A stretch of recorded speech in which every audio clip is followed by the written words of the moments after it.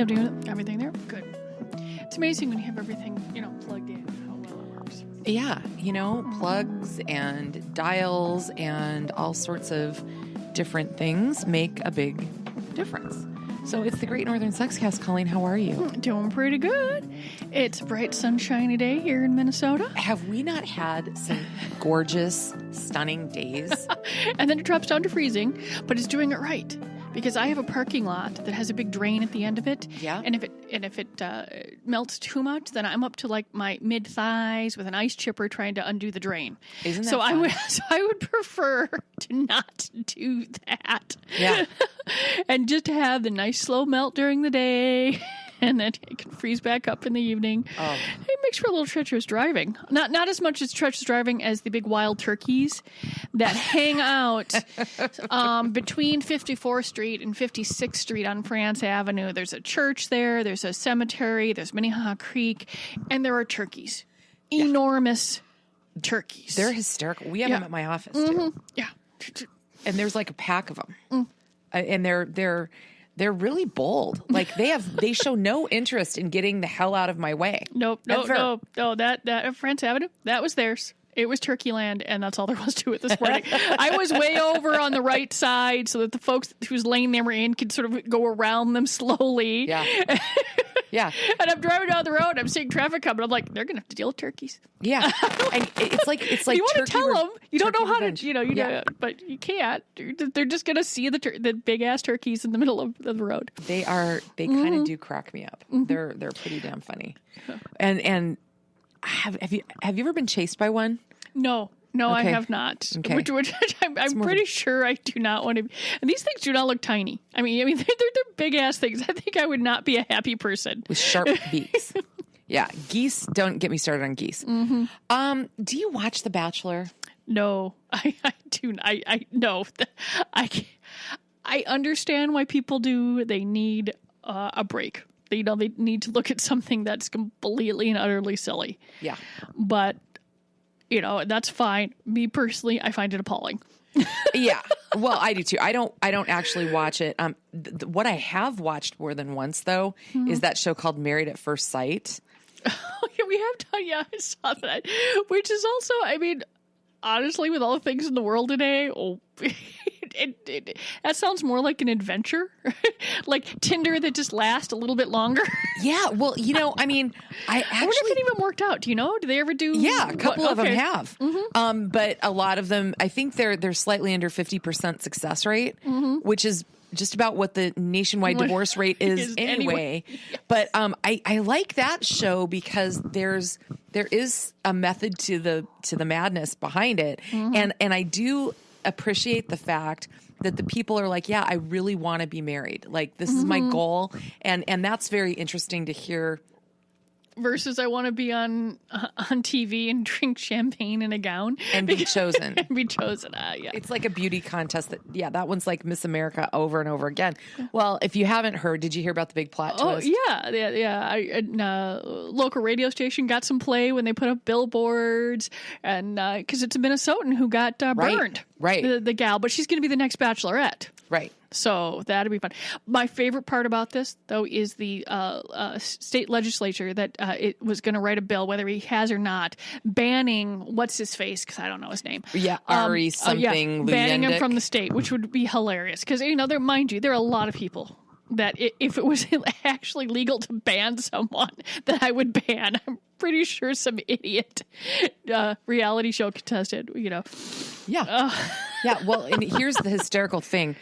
I don't think Minnesota really has to try too hard to ban too many people because a lot of people be like, yeah, no problem. Yeah, don't need to be there. Yeah, it's a lovely place, but it is fairly cold, and it can be, and for me it's just right because I travel to other places when I want, and I like the fact that the bugs are relatively tiny. No hurricanes, no earthquakes, no palmetto bugs that are about the size of my hand. Yep. No alligators. Right. I don't want to. And the snakes. We have snakes, but they still stay small. Pretty much. Yeah, there's some bears, and we have tornadoes, and we occasionally have winter. Unlike the East Coast, who's really having winter. Yeah.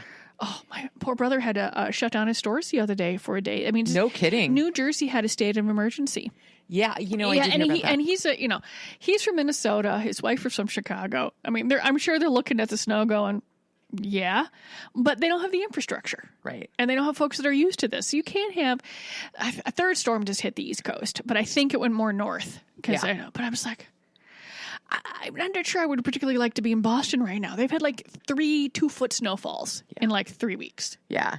And they're just not as equipped, I don't think, to deal with it as we are. But yeah, I mean, and it's almost over though. We are literally halfway through March now, and now it's all good. Oh yeah, this is why you get the 40-degree days, and yeah. I mean, there are no more gloves or hats in Minnesota. No. You may have your coat on, but it's not zipped. No. Well, and I walked out the door without mine today because the cat was laying on it and I didn't want to disturb him. I see that. So I figured, Cato, you moused all night. You can lay on my coat. Yeah. I'll be fine. Yeah, no, super funny. This story, Colleen, cracks me up. It's called Beducation. And it's tips from 5 different sex therapists, and they're okay, but nothing is as good as what we get from Dr. Markey. And it's funny, in this Dr. Markey twist, we miss her and she comes whenever she can. But the opening line of this article, which again, all of these get posted on the Great Northern Sexcast Facebook page.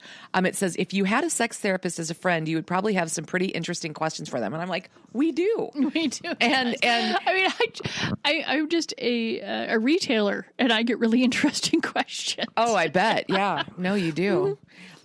Yeah. Okay. More on that in a minute. But so here's 5 different sex therapists pointing out the most common thing that they hear and what they have to say about it. Okay. So the first one, her name is Lori Watson, and she talks deals with a lot of aging women and the lack of desire and, getting all that stuff again. She wrote a book called Wanting Sex Again, but she says, look, give yourself regular orgasms. It's like being in any other kind of shape. Yeah. That's why masturbation is so important. Yeah. You got to keep everything moving. Yep. Keep it lubed up. Yep. Yeah. And if and you may have no lubrication. You might have some lubrication. That doesn't mean you can't. We just got stacks of lube in, so that's why it's come through that. My favorite name, Uber Lube. Okay, it's Uber Lube, but it's just fun to say. Uber Lube. And Wicked's in, and Swiss Navy's in, and we sell a lot of lube because people know that it's an ordinary tool. It's like a lot of folks just need it. And even if you don't need it, it makes certain things a lot more fun. Oh, yeah. Oh, for sure. Yeah. So we agree with that one. The next one, it's a use it or lose it kind of deal. The next one is Dr. Jenny Tate's. She don't shut out your negative thoughts. The more time you spend trying not to think about something, the bigger it's going to be during sex. So just let it fly through and move on, because otherwise you'll obsess and you'll ruin your experience. Not bad. What do you think?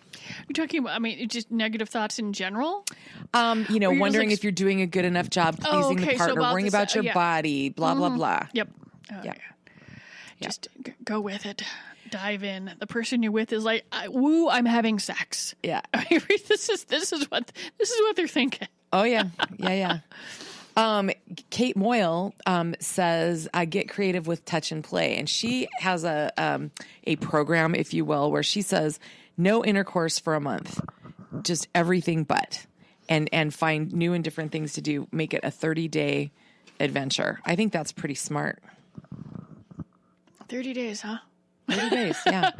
Well, I can see if you've become routine, playing with, just exploring each other again like you're brand new, because anything gets routine. Yes. You gotta play with, work it up. Yes. Dr. Deborah Leno wants everybody to know that farting during sex is normal. And just move on. Yeah. It's not a big deal. Farting, cramping. If you're using a lot of oxygen, you might even have to yawn. There you go. Things happen. Yep. It's fine. Just keep going. Yep.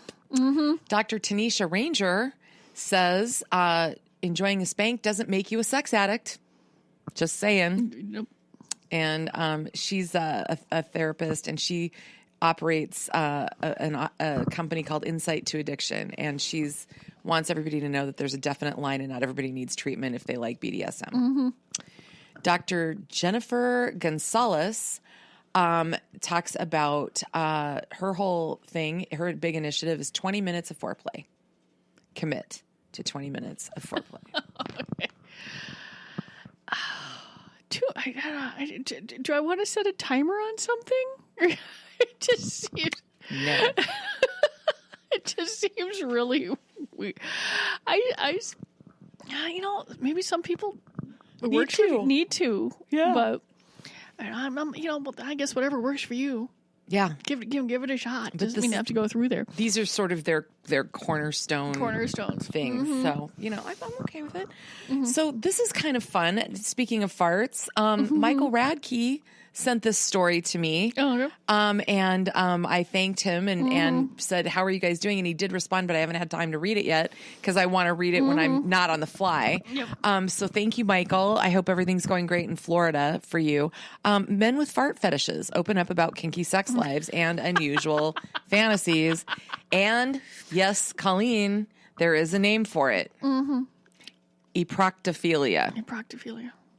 We think. So they like to fart during sex, or they like to have the partner fart during sex, or they just like farts in general. It's just the fact that the fart is there. Some people get off farting in public places.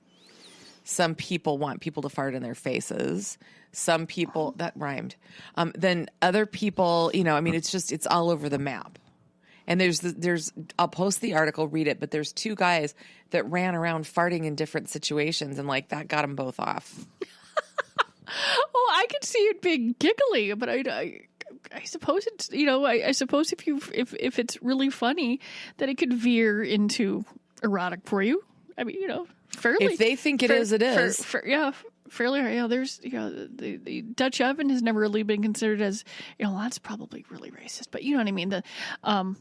Sexy before, but what the hell? Yeah. You don't know. And, so again, if it's out there, there's a fetish virtually for every single thing.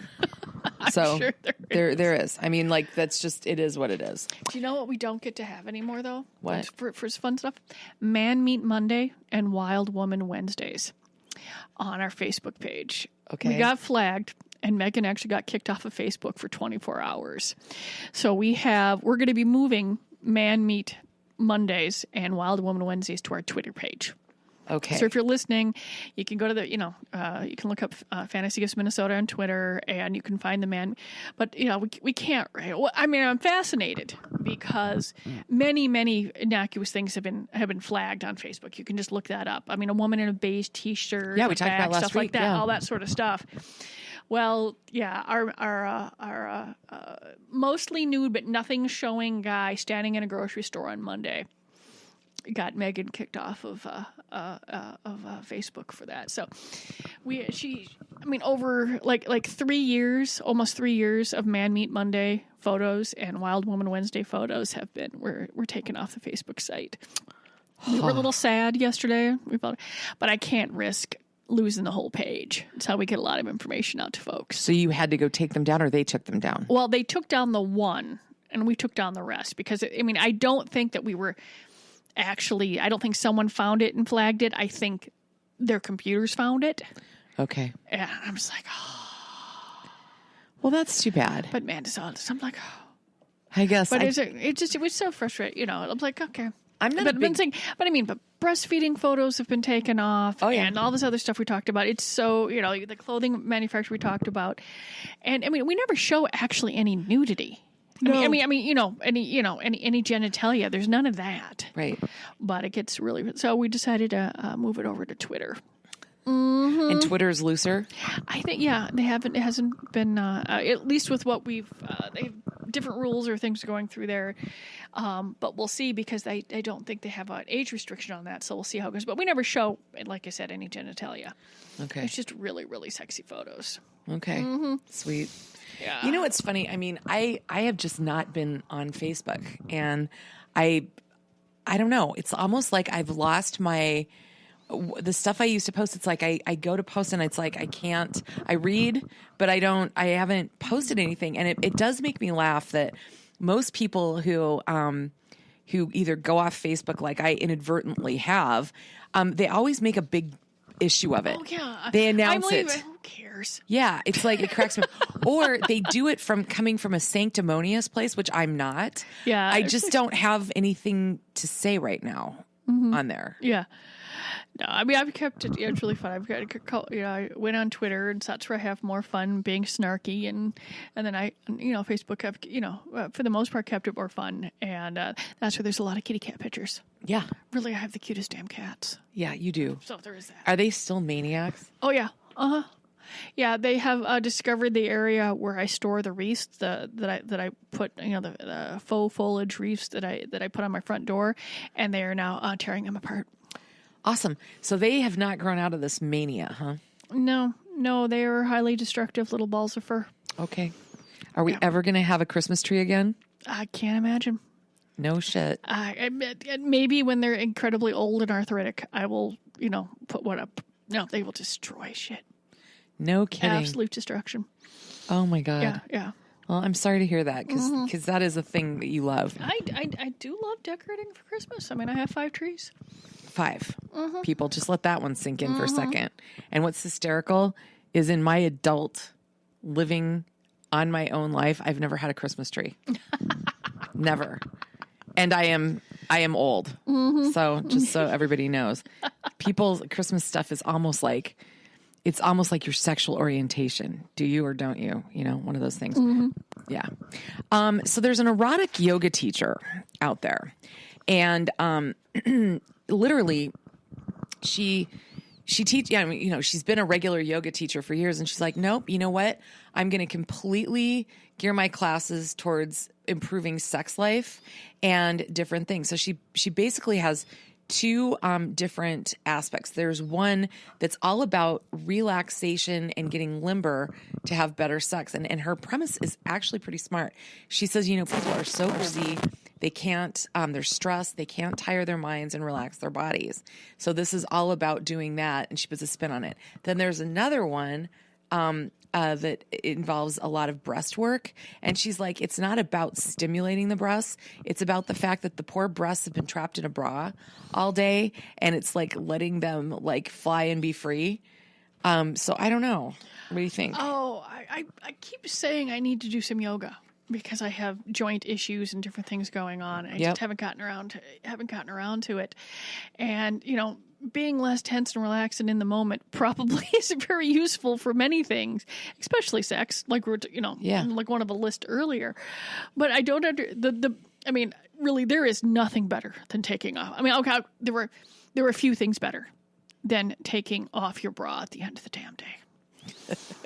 It is it's up there in your top 5. Oh yeah. And I have fairly comfortable ones. I don't even wear underwire because that's but I was like, oh my God, taking that bra off.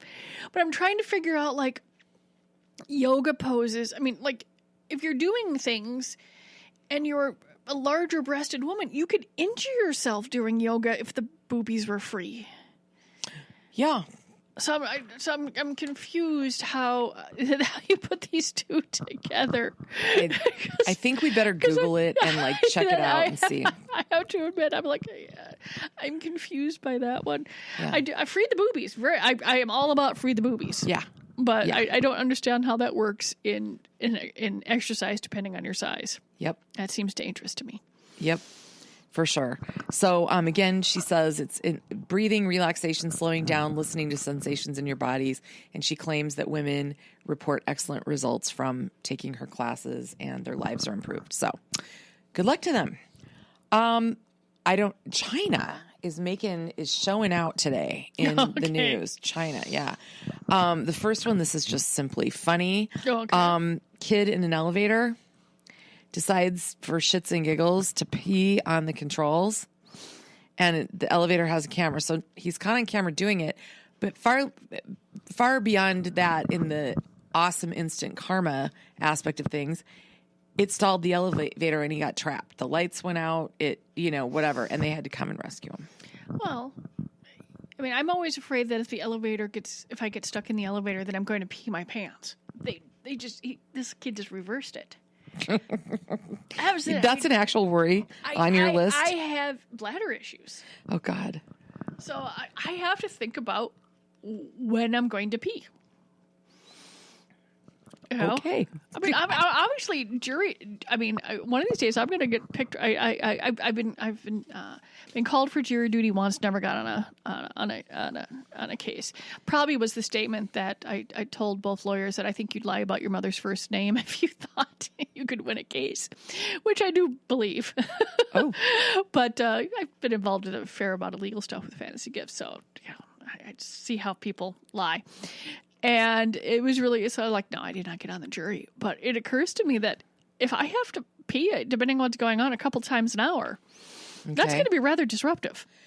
Yes. Mm-hmm. I think that's interesting. I never thought of that. I got called for jury duty a couple of years ago. Literally, I was supposed to report 7 days before I was moving to a different county. And so I went to, they're like, okay, just go ahead and change your driver's license. But yeah, I mean, and so I never even got the chance, but if I could, I wouldn't mind it. I think it would be interesting. Yeah, I mean, I wouldn't try and get out of it. I mean, if it was during a trip or something, I'd postpone it. And now I understand, since I live in Hennepin County, that instead of being stuck in the basement, they've moved it to like a top floor of the Hennepin County government. So there's windows and there's Wi-Fi. This is before there was even before there were smartphones and all that. But you were just down there by the tunnel and the car fumes, and it was just, I think it was orange. It was very 70s. Oh yeah. But for what I saw like a year and a half ago, they've moved the jury pool up, and there's windows and that's cool. Wi-Fi and comfy seats and stuff like that. I certainly wouldn't have any problem with it. I don't think I'll get picked because I've been involved in too much legal stuff, but I do it. My sister sat on a grand jury and said it was fascinating. She couldn't tell me anything about it, but she said it was just fabulous. I think this is a great story, and I really am excited about this. 7 things to never say to your kids when talking about sex. Okay. This is wonderful. We'll see if I've said any of them. Well, number 1, that's dirty. I don't think you have. Nope. Nope. They said the quickest way to make your kid feel dirty inside is to tell them that they've asked you something dirty, and don't put a taboo on it. Smart, right? 2, you shouldn't be asking that. Well, then what should I ask about? Whatever. Okay. That confuses them and will deter them from asking questions later. Okay. Agree? Yeah. Ask your father or ask your mother, pawning him off on the other parent. Well, I don't get that option, so yeah. No, that's none for me so far. Good, I'm doing 4, okay. never say that to anyone else. Okay, I've never said that. It's a wow. You make them feel that they've said something evidently so horrible that it must be a secret. Don't react like that. Answer it, because again, you don't want to introduce shaming into it. I think that's awesome. 5, who put that in your head? You're accusing them of picking up bad things from other people. Don't do that. Agree? Yeah. I mean, honestly, this sounds good it doesn't have to be about sex. Anytime your kid asks you a question, you shouldn't say any of these things. Right. True. Good point. 6, when you're older, I'll answer that. Don't leave them hanging. Oh, no. If your kids ask a question, you answer them. They're obviously aware of it. In an age-appropriate way, and answer just the question. Because a lot of times you're not exactly sure what they're asking. Yeah. Yeah, you have to, like, where do babies come from? Okay, there's the joke about someone gets in this, really long, expansive, discussion, and they just say like, well, my friend was, came from California. What exactly are they asking? What's going through there? But for the most part, and I've always, said, my kid asks a question, I answer it until her eyes start rolling back in her head, and then I know that I've bored her. You've gone too far. Last one: good girls or bad boys?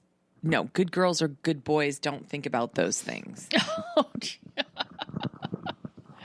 Oh yeah. Stupid. It's stupid. I mean, honestly, you could do that with, like I said, relationships, drugs. I mean, even food, personal appearance. Yeah. I mean, it's going through there. It's just because that's all. Those are like, was it about 7 questions? There? Seven things. It has to do more about shaming your kid, about being curious about themselves. Yeah. I mean, which is one of the reasons, I mean, there's great websites. I mean, Planned Parenthood has great resources. Scarlet Teen has great resources. I know that even though the Minnesota AIDS Project has great resources about sex, so if you don't, I mean, and it's okay to say, well, I don't know, or this is awkward for me, let's figure it out together. Yeah. Versus like, no, run away. Yeah. You run away, your kid's going to know that, that something's, they're going to think something's wrong. For sure. They give a really nice general 3-point plan, and I agree with it. Mm-hmm. Number 1, plan. Think through the sorts of things that might come up and get ready. Mm-hmm. Think about your answer, and then 2, practice. Practice the stuff you want to say, what you think is age appropriate, because these questions are going to come, is what they're saying. And you might as well be ready instead of pretending you're never going to have to deal with it, which is smart. And 3, positive. Be positive when they ask you questions and use a confident tone of voice. It gives them the confidence to come to you with future questions, and that's what you want. I mean, just listening to the news nowadays, I mean, there's probably a lot of kids going, what's porn? Yeah. You need to, you need to just say what it is. I mean, you can have, I suppose you can have judgment on it depending on what the rules are in your house. Yep. But you still need to give them a truthful answer. Yes. When you're going through there. Yes. You can say, this is what it is, but we don't like it in our family, or this is what it is, but we think it's fine, or this is what it is, but you need to know what you're looking at. I mean, but the first thing is just to give an answer about what it is. Yeah. Yeah, for sure. Wow. Sex robots are now entering into adult films. So there's Harriet Sugar Cookie. We've mentioned her before. Okay. At 22 years of age, she's got her own adult film company, and she's been pulling in over $200,000 a year. Good for Harriet. But now she's going to do a film and have sex with robots in it, which why wouldn't you? They're big now. What do you think? I laughed. Well, we've sold. I mean, I sell plenty of smaller body parts, and we've sold a few of the larger dolls, and I walked in, we were looking at one of the companies that we buy some of our masturbators from there's a torso, and there's a video for it. And in the video is a man and a woman and this female torso.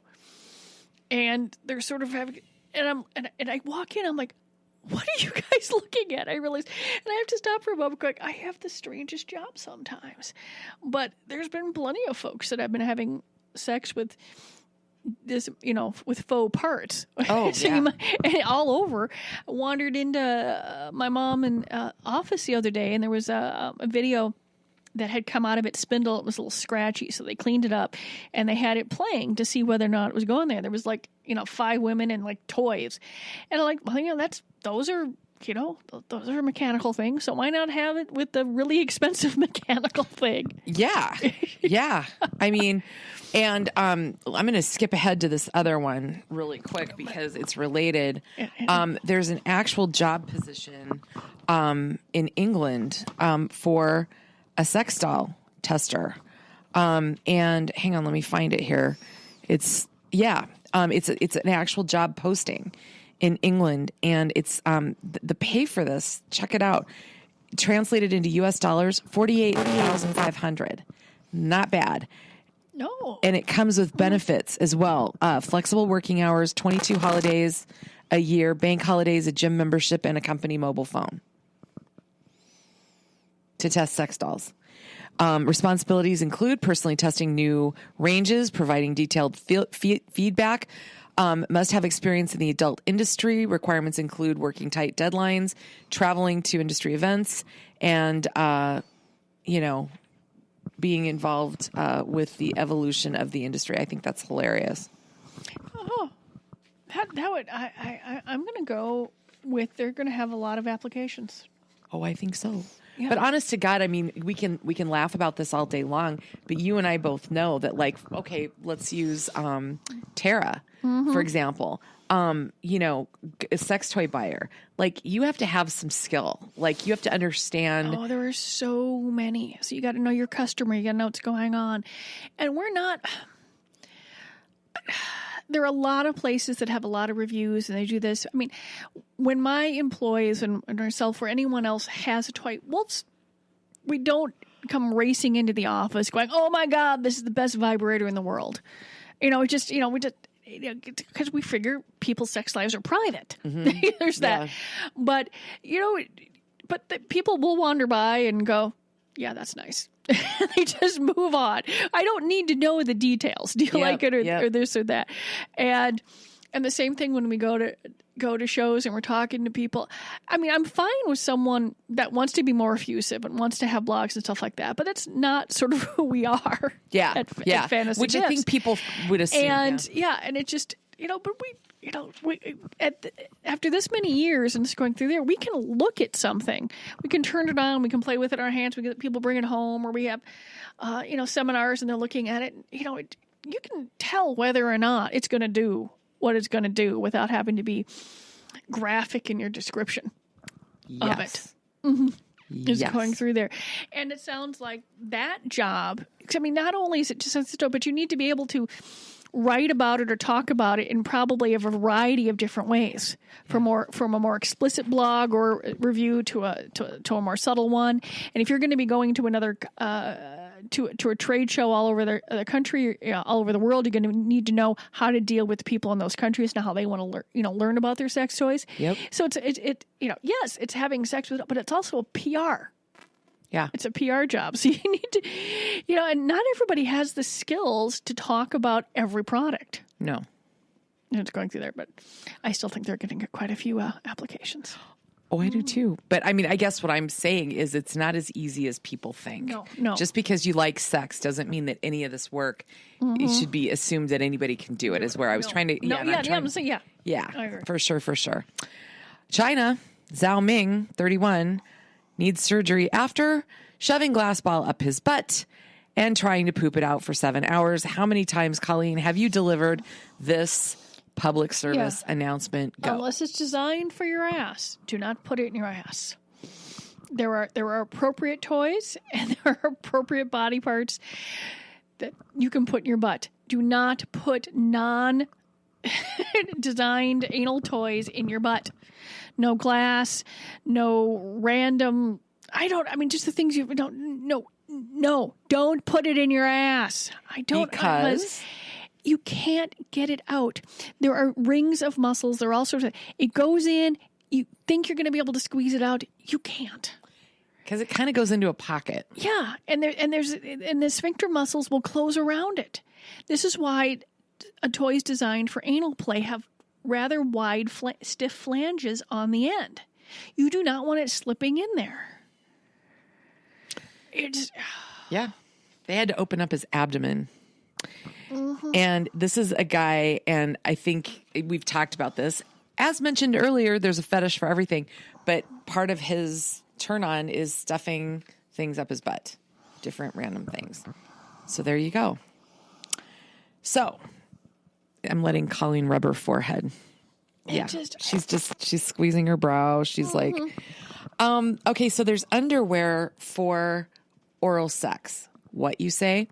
There's single-use, very thin latex underwear that is supposed to allow you to feel everything, but do a couple things. It's kind of a barrier. They don't make real claims about STIs in here, but what it really more is for women who are super self-conscious about any number of things going on there. You put this on and then it allows them to receive, and they're vanilla scented and they're single use, and they are, they're available now. So in other words, it's just a whole wearable dental dam versus just a sheet of latex, which is the same thing. It just seems like an awful lot of money for a single use item. I think that's one of the reasons. I mean, we get requests a couple times a year for dental dams. We've talked about this before, but I never sell enough of them. Yeah. So I'm not, going through there. And they tend to expire before I can get rid of like 90% of them. So I don't really see how the underwear is going to be much better, because you can't tell me that it's not going to be expensive. Agreed. No. Mm-hmm. Okay, this was a poll, kind of, and they're talking about women's views on one-night stands. And generally, the trend has always been, and what's always been reported, is that guys are more okay with it than women, okay? And long story short, women are great with it if two conditions are met. 763 people were involved in this, just so you know. They have women say if they make the first move and the sex was great, then they don't feel guilt. Otherwise, if they give in and then, any other combination of things, they rate them lower and say they regret them. Thoughts? The socialization, that if you have, if you go out that night saying, I'm going to get me some, you're already mentally prepared for it. Yep. And it's going to be a better experience. But if you go out and suddenly you meet somebody like, well, I wasn't really thinking about it, but yeah, well, that should, why you have to like go back if, I can see maybe if the sex was bad, you're not going to be thrilled about it. But if you weren't thinking about it and the sex was good, you should put it in the same pile. I love the way you break stuff down. Yeah, I just think it's funny that, and they're always looking for stuff to study, but I guess what difference does it make? Yeah. People are still fascinated with the number. Like, what's your number? How many have you been with? Like, why do we talk about that anymore? At a certain point, like, as long as you've done everything health-wise that you need to take care of yourself, whatever. Like, seriously, what difference does it make? And if you like this person, I don't care all the people that they've been friends with, all the meals they've ever had, all the sex, it all makes them the person that they are. Yeah. They wouldn't be who they, the number is irrelevant. Yeah. Yeah. It's strange. Okay. So lawyers, okay. Cosby, there's going to be a retrial. Oh, yeah, I know this one just really bothers you, doesn't it? This one's really tough for you. I don't think that they got that. It just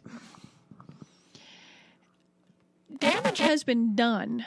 I think he's paid the price, and there seems to be overwhelming evidence. But I'm curious as to what they could bring up the second time that somehow didn't happen the first time. Yeah. Well, and that just seems like an off. But then again, if the women that are, that it's possible for, if they didn't get a voice the first time and they do this time, that's good. The climate's different, for being believed. I don't going through there, but just the constant headlines again is just it's downright frustrating. Yeah.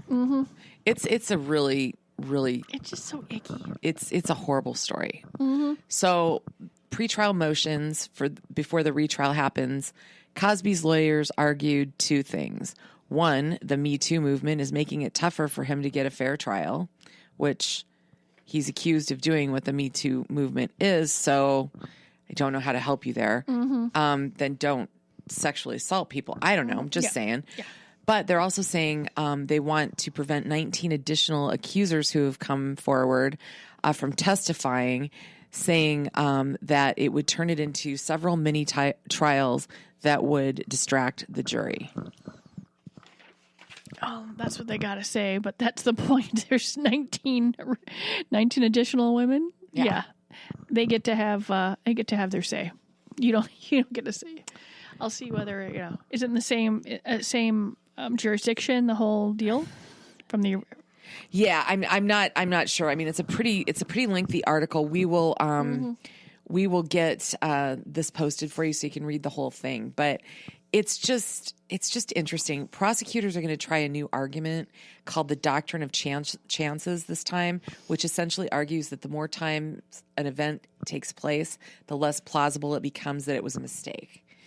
So they're trying to close the holes in the case that they did not win before. So I don't know. It's really sad.